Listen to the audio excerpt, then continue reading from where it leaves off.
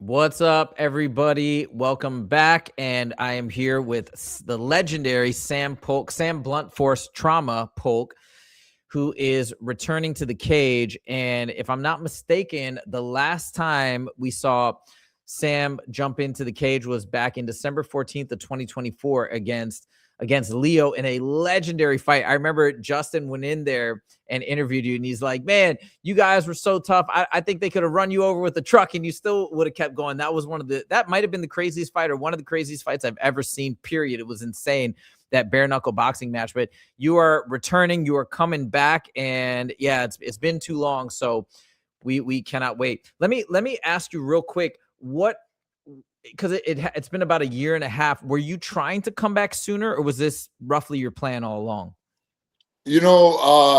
That was an epic battle. I don't know that. I mean, one of the greatest bare knuckle matches of modern times, I believe. And it was an awesome event. Afterwards, I wasn't sure like whether I was going to keep doing bare knuckle or not, and kind of had some life stuff going on, bro. I kind of haven't been in the picture for a little bit because I had some personal stuff in my life. Okay. I ended up getting married, failed marriage real quickly, got divorced. I'm back. Okay. uh, but despite all that, life has challenges and whatnot. Sure. I'm happy to be back to be doing what I love and also to be returning to MMA. Bare knuckle is just a portion of my skills and abilities, and MMA is what that was my root, and that's what I train. Even at bare knuckle, I mostly train MMA. um, so just coming back, it's been a long time. It's been a long time coming, and I just can't wait. It's gonna be amazing. I can't wait either, because I've never seen you fight MMA, and at Fusion we get the best seat in the house right next to the cage. So I can't wait. Now, I've talked to you a million times. Mhm. You're one of the nicest guys I've ever met, family guy. You're all about your family and your sons, who are amazing fighters, and we could talk about that as well. Yeah. But it's so funny because I talk about it on the broadcast a lot of times. You look intimidating. I like, but you have like, this is like the sweetest guy you'll ever meet. Don't get me wrong, very dangerous fighter, but personality wise, one of the sweetest guys you'll ever meet. But I've never really gotten your background story of how you got in to combat sports. So I'd love to Yeah. just give you the floor. How did it all begin for you? Absolutely, man. I got out of the army in like let's somewhere around 2003, had some health issues, got those cleared up, fixed. And for a few years, I said 23. I was 23. This was 2003, my bad.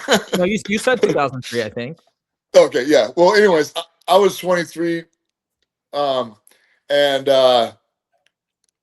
kind of looking for something, like getting out of the military leaves a big void, a big hole.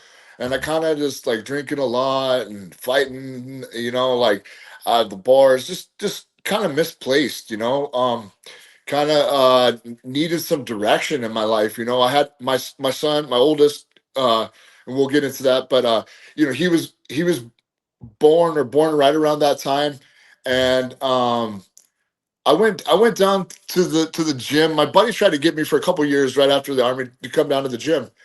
And I was like, I don't know, like in my idea that was I was just gonna go down there and be a bunch of like big mean guys that try to like mess you up, like big egos and stuff kind of thing. That was my vision. But when I got there, it was totally different. It was uh everybody was there to try to help you out, and they were cool and they were nice. And I know I went with a 15-year-old kid.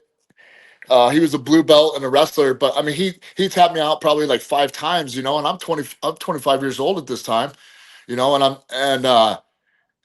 all I could think of is like, if this kid can learn this technique and be so effective on someone like of my size, then I've got to learn this, And it was just I was addicted from day one. It just became my lifestyle. It became what I wanted to do. I still had a lot of growing up and life things to go through, but it was something that stuck and got my blood. And I my there was so we'll fast forward a little bit. My first pro fight. After my first pro fight, I won. I fought down in North Dakota. I won in like a minute and 47 seconds or something like that, due to elbow strikes. And I went right back to training at like days later. Just hungry, want to get back in there again. Mhm. And I snapped my Achilles tendon in half in practice.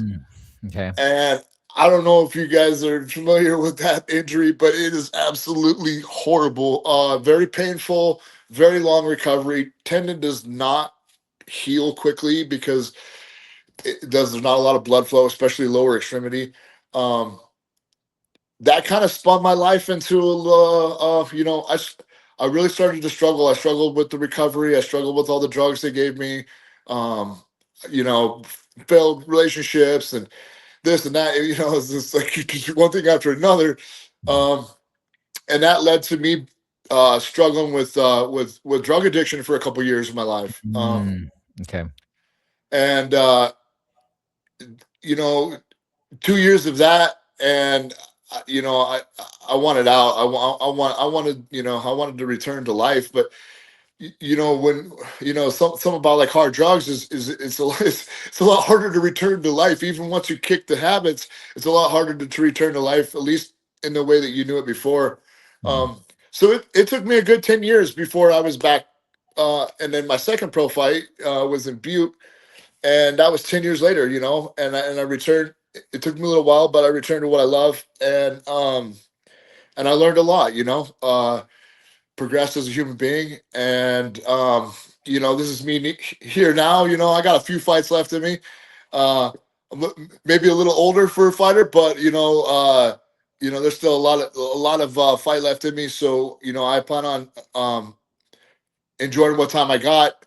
And now the cool thing is I got two boys that are fighting coming up, and now I get to kind of focus on them.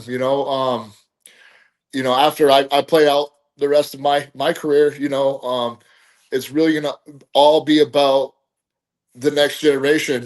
My sons and others too, other people. It's about passing it on to the guy to the guys, and giving them something that will keep them out of trouble or bring them back to the life that they want. Because I needed an example. I kind of had to be my own example, but it's cool. Some of us have to go on these hard, difficult journeys, but I think it's because we are able to come back from that and then help others maybe avoid or help others uh, come back from their own things. So yeah, so that it's been an exciting ride. I can't wait for this next part of it, and that was kind of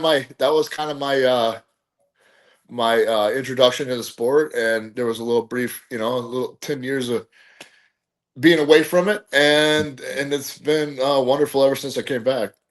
That's cool. So I didn't know the story, but I do see on Tapology 2012. Then the next fight, it was in 2023. So Mhm. that makes a lot of sense. You did mention your sons, and you talk about being an example and maybe showing people the way of how to come back from adversity like you did. Is part of the reason that you want to keep fighting to for your sons, which I want to get to in a second, but Mhm. because your sons are having phenomenal fight careers, but is that you feel as though continuing to fight is going to just keep propelling them forward? Absolutely. I had these dreams and aspirations coming back into the fight game. Uh, and quickly it became something that was kind of like, I was sharing with them. I'm like, look, this is what I'm doing, but this is what we could do together. Mhm, mhm, And just being the example first, but then saying, hey, come on, like jump on the train, let's go, let's do this. Let's it's not just one man trying to make it and put his name forward, but it could be all of us. It could be our whole team, and we mhm, kind of just formed a team that way. And I've taught these boys ever since they were little. How to defend themselves, little wrestling, little like throwing punches and stuff like that, little boxing and whatnot, so they can defend themselves. And so ever since they were little, they've already had it, and you know, um, it's like the quarterback whose son's a quarterback, and there's like, it's kind of one of those things, you pass down more than just your knowledge, right? And like I said, leading by example, because I've been in the sport for so long, 18 years in Montana, and been, part of MMA when it was just getting started and just becoming popular in the state. I've seen the level just insane. In 18 years, I've seen the level just get so high even for amateurs, for pros, for the abilities. We've got top notch pros all over, from UFC to BKFC now, so and all over combat sports. So it's just been a really cool thing to be a part of. And with these boys, man, they've been on it, and they were just like, yeah, this is what we want to, Dad, and like, that's really cool for me to see, because regardless of what happens to me and my career, I've given these boys something to live their life by, like MMA is a lifestyle sport. It's not just like something we do here and there. We play basketball on the weekends, Right. like MMA is like, you think about it when you eat, you think about it when you sleep, you think about it when you don't drink, or you don't, like, it's Yeah. like, not only are these things like, hey, I got to get my water in, I got to get my sleep in and my rest and this and blah blah blah, but also maybe I don't want these maybe I don't want to drink, maybe I don't want to party, and maybe that's not important, and that's really the values of it is the biggest thing to pass on, um what's important, and like I always tell these boys, man, follow your dreams, follow your dreams, pursue your dreams, don't pursue women, don't pursue girls, don't pursue fame or clout, follow your dreams, Now, now talking about your sons and how important they are to you, which we can all see. If anybody knows Sam and has talked to, we can see it. And this is obviously probably why they've been so successful. Now, they've been incredibly successful. They're super young. What are you collectively, what do you guys envision for the future with your boys and their career in mixed martial arts? I mean, that's really simple. I'm because of life and the way things happened, like UFC was, even when I came back, UFC was out of the question. I mean, you don't see 40-year-olds sign to UFC, right? Right. But that's not true with these boys. So the goal is to put both of them in. The goal is for me to be in the UFC. I'm just gonna be in a corner. Right, I'm right, just be a right, corner, man. I'm not gonna right. be in the cage until after they win and I run in. But like, uh, but yeah, no, it's the same goal. The same goal as when I first started MMA. I wanted to reach the highest levels of competition. It wasn't in the cards for me. I'm not sitting around crying about it or sad about it, but I'm gonna do whatever I can. Like I want to make everything that I try to achieve. I want my sons to do that and better. Um, so yeah, it's just that's the goal. UFC is a goal, 100%. Yeah. Yeah. Heck yeah. Heck yeah. I'd love to hear that. And let me turn it back over to you with my final question. What can we expect to see from you in this upcoming fight? I think my fights kind of sell themselves. I know that I know I'm an exciting fighter. I know people like to watch me fight because I do it with my heart and my soul. And there's a certain level of violence, that just kind of comes out. It's a I would say a crescendo of violence. That's what to expect in this upcoming fight. And I know that my opponent is also a very hard hitter and a puncher, and he's going to bring the fight. And I think everybody is going to love this. Just like the last time Yep. I got in the cage, I think we got another beautiful opportunity to recreate a different, a different version, an MMA and another great fight night, basically what I'm trying to say. Yeah, 100%. If you guys were there for that last one, you know that it's going to be a banger. Sam, thank you so much for taking the time. I really appreciate it. And you guys can check him out at the next fight for Fusion Fight League. Let's go. We'll see you in the next interview. Take it easy.